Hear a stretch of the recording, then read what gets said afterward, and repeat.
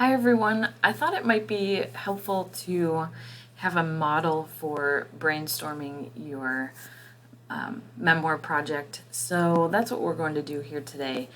The memoir project is different from the position project or any other kind of more formal academic essay because this one is a chance to be creative. So I really hope that as you build this topic and as you build this project, you do something creative and you really think outside of the box. So first thing you have to do, of course, is to brainstorm what you want to talk about. So a memoir is different from a journal, like a journal entry of your own, and it's different from a personal narrative or an autobiography in that you analyze what happened as you're telling about it. So if you think about a memoir book, for example, When They Call You a Terrorist, a Black Lives Matter memoir, Patrice Kahn Colors, she's really looking for answers to what happened to her as a kid. And as she's writing it, she's kind of trying to look for and find those answers. And she shares those answers with the reader, but the answers are also for herself.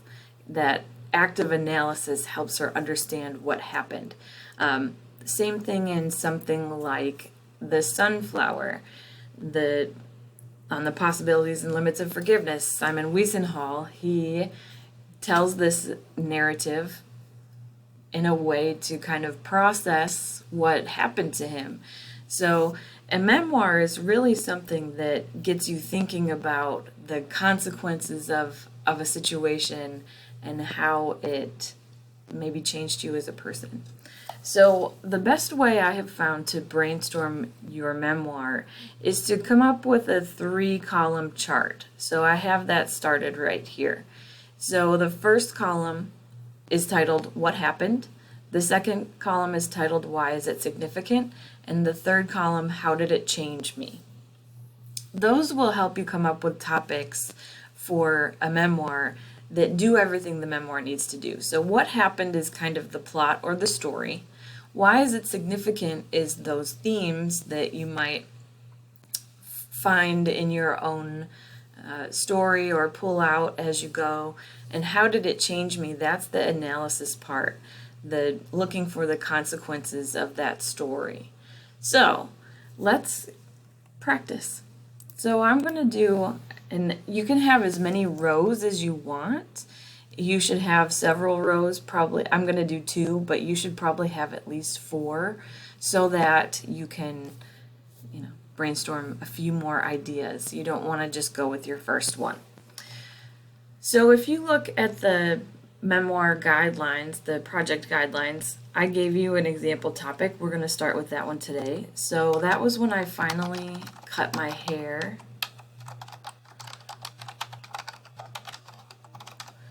So that was a really important day for me because it was an act of coming out. So why is it significant? It's the first time I let my gender, I can type. So it's significant because it's that first time I let my gender fluidity show. I came out, I decided to come out altogether. And it was a kind of an external representation of how I felt inside. So that's why it was significant. And so how did it change me? What were those consequences? It really helped me to feel more like myself. The outside matched the inside. It gave me a lot of confidence to grow and to learn about myself. And it helped me realize what I needed from myself and from others.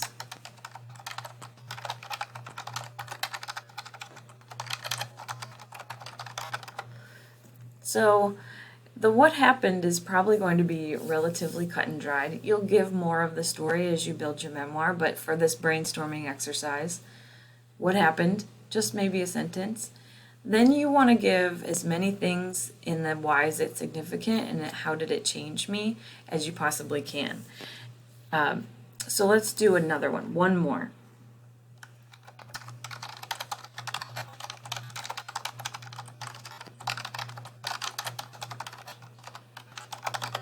So it's kind of folklore in my family.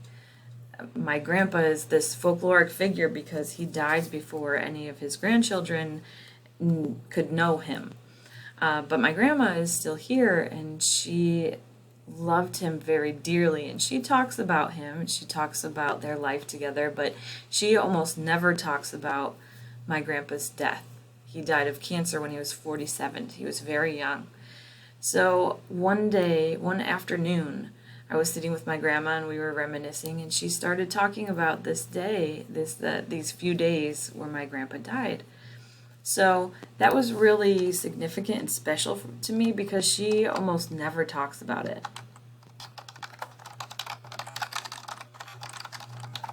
So this is a piece of my history that I didn't know, a piece of my family's history.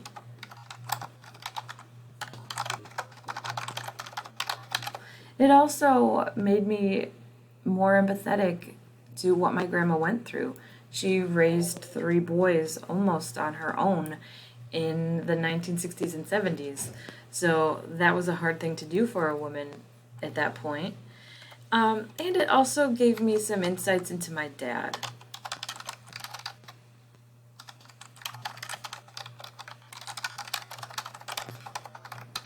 There are some things about my dad that I didn't know or understand, and that situation helped me see what he's like a little bit better. So it was a really significant moment for me. And how did it change me?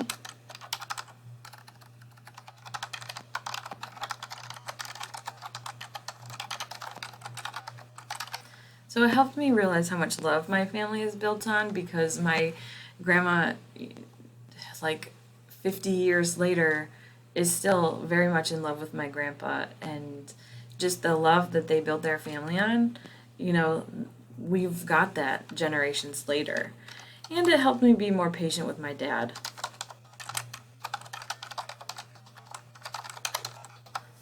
He and I butt heads sometimes, and maybe it's because we're so similar, but this really helped me to understand kind of how he's been as a parent and maybe a little bit of why. So those are some things that really were important.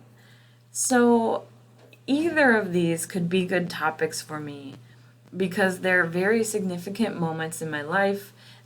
They changed me, and there's something that happened in a moment. The haircut, that took about, I would talk about maybe a couple of days, but really the act itself was only about 30 minutes, that haircut. And then sitting with my grandma, that was just one afternoon. So these situations are short and specific.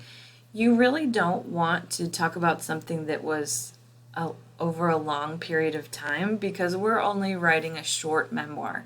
So you really want to choose a moment. Also, you don't want to choose something that's kind of mundane. You don't probably want to choose like your high school graduation. Everybody has had that same situation, and it meant different things to everybody, but it's not a very unique situation. Same thing with maybe like birthday parties or first jobs. Those things are pretty universal. You want something that is very specific to you. So I hope that this helps you figure out a little bit of how to brainstorm your memoir and figure out what you want to talk about. Don't forget the artifact part of this. So I showed you my artifact in the guidelines of this project for this one. My artifact for this one would be, I have a silver bracelet that my grandpa gave to my grandma that she gave me that day. We were talking about my grandpa. So that would be my artifact for that one. Your artifact needs to tie in somehow. So that's my quick tutorial for brainstorming this topic. If you have any other questions, of course, please let me know. If you want to run something by me, I'd be happy to help. Otherwise, I'll talk to you soon.